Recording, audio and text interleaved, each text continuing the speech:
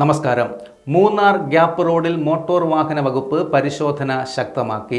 Munnar Pooppara gap റോഡിൽ അടുത്തിടെയായി സമൂഹ മാധ്യമ ശ്രദ്ധ പിടിച്ചുപറ്റുന്നതിനായി വാഹനം ഉപയോഗിച്ചുള്ള നിയമലംഘനങ്ങൾ കണ്ടുവരുന്നതിനാൽ ഇത് തടയുന്നതിലേക്ക് വേണ്ടിയാണ് മോട്ടോർ വാഹന വകുപ്പ് ഇടുക്കി എൻഫോഴ്സ്മെന്റ് വിഭാഗം പരിശോധന ശക്തമാക്കുന്നതിൻ്റെ ഭാഗമായി Idukki enforcement RTO Shri KK Rajeev gap road സന്ദർശിക്കുകയും പ്രസ്തുത നിയമലംഘനങ്ങൾ തടയുന്നതിന് വേണ്ടിയിട്ട് നിർദ്ദേശങ്ങൾ നൽകുകയും ചെയ്തു.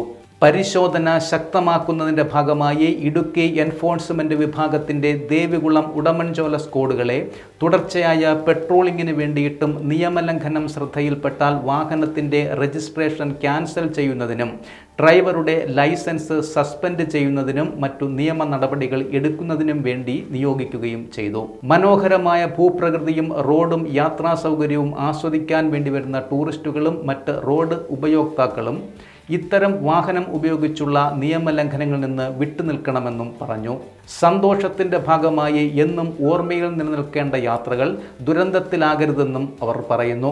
നിയമ നടപടികൾ മൂലമുണ്ടാകുന്ന സങ്കീർണതകളിൽ നിന്നും വിട്ടുനിൽക്കണമെന്ന് അദ്ദേഹം അറിയിച്ചു.